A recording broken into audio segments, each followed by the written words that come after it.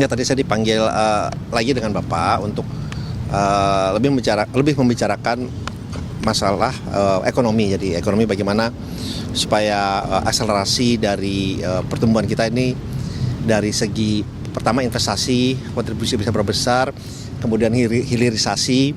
Karena kebetulan kan tadi saya juga mendampingi Bapak ke Cilegon ya, berangkat tadi pagi dengan Bapak untuk yang Lotte Chemical.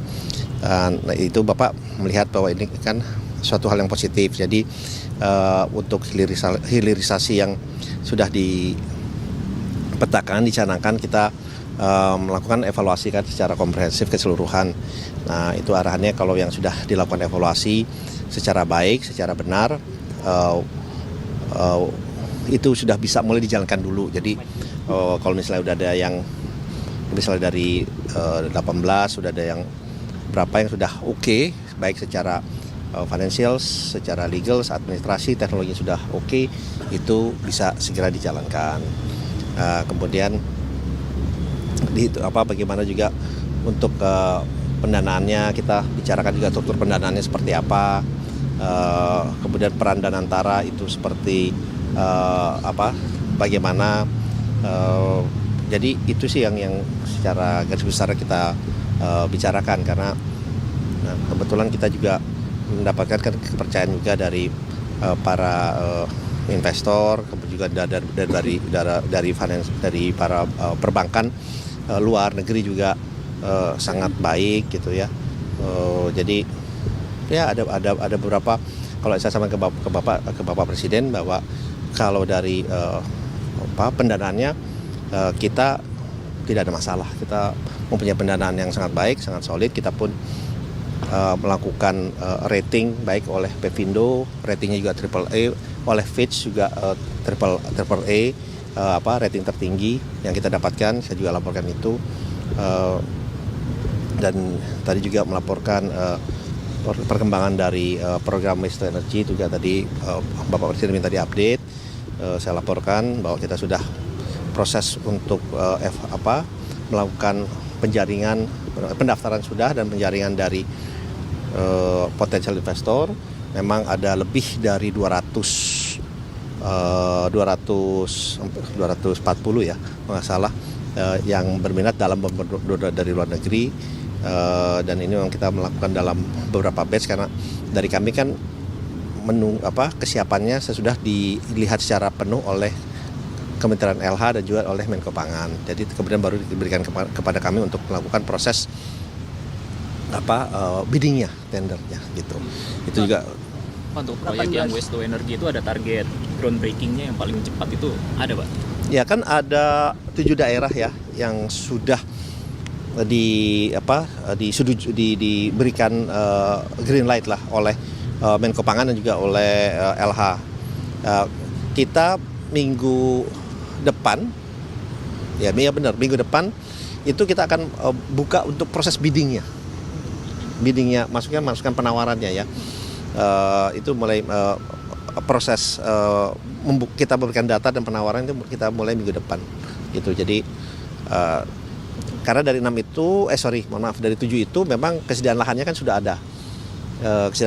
ada. Kemudian kesediaan dari sampahnya juga sudah cukup, kesediaan dari infrastrukturnya juga, jalan maupun air juga sudah ada. Jadi itu bisa kita proses lebih lanjut lagi untuk yang 7 daerah itu. Pak, bicara soal hilirisasi, tadi Pak Bahlil bilang sudah menyetorkan 18 proyek hilirisasi gitu. Salah satunya adalah DME, Diameter Itel ya Pak. Itu progresnya sejauh mana Pak? Penugasannya dari Danantara?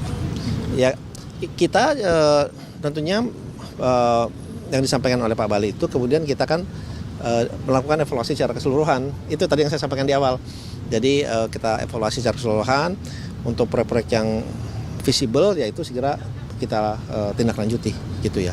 Untuk tapi DME sendiri bagaimana Pak? Itu ya memang DME termasuk salah satu yang kita evaluasi dan baik. Tapi kita juga memastikan dulu untuk teknologinya, teknologi yang kita utamakan adalah yang up to date juga dan yang paling efisien lah. Karena kan DME ini dulu pernah dicoba dijalankan, ya kan, sempat groundbreaking malah, tapi kemudian berhenti kan. Nah, hal itu yang kami Koordinatara tidak mau ada hal itu terjadi lagi. Jadi kita benar-benar kalau melakukan evaluasi benar-benar secara menyeluruh, sehingga pada saat kita mulai berjalan atau groundbreaking itu akan berjalan secara full dan sesuai dengan target-target yang dicanangkan. Itu aja ya. Untuk DME sendiri, Oke, makasih ya. DME-nya sendiri investasi langsung apa delegasi ke BUMN Pak untuk DME tadi? Kita bisa investasi langsung sih mungkin. Investasi langsung. Investasi langsung. Chip in-nya kira-kira berapa Pak? Berapa Yap. dolar gitu? Aduh, saya nggak ingat angkanya, soalnya ada banyak angka-angkanya. Tapi Perasaan yang West for Energy itu Pak bakal kerjasama juga sama BG-nya sih Pak, kaitan juga NDC. dengan apa? Yang West for Energy ini Pak bakal kerjasama sama BG juga nggak sih Pak? Soalnya Ini waste to energy. Waste to energy ya West for deng- Energy dengan- bakal kerjasama BG juga nggak sih Pak? Karena kan BGN ini apa? juga salah satu tantangannya food waste ya Pak. Ya? Oh, food waste. Oh. Ada kerjasama di situ juga nggak Pak? Ya kita pokoknya kerjasama gini, kita pokoknya dengan teknologi yang ada kan semua sampah yang ada itu bisa diolah, baik maupun yang terdahulu maupun yang sekarang. Nah, jadi dan sampah itu sekarang tidak perlu dipisah-pisahkan. Kalau dulu kan harus dipisah-pisahkan. Sekarang semua sampah itu bisa diolah dengan teknologi yang ada, baik yang baru maupun yang lama. Ya memang hanya membedakan mungkin kadar outputnya saja yang akan beda. Sehingga contohnya misalnya di Bantar Gebang atau di tempat lainnya. Jadi yang dilakukan waste to energy-nya atau sampahnya itu yang lamanya pun kita ambil. Jadi harapannya nanti semuanya itu akan bersih gitu. Maaf, ini benar-benar skemanya semua itu diolah tanpa dipisah. ya. Kenapa dipilah? Jadi semua plastik, batu, besi, baterai itu termasuk B3 bisa diolah bersama. Iya, ini bisa diolah, tapi kan pasti ya kalau yang besi mungkin ya beda juga kali ya. Tapi pada intinya sampahnya ini tidak perlu diolah, tapi sebelum kan tidak diolah, tapi tidak perlu dipilah, tapi bisa dilakukan secara keseluruhan.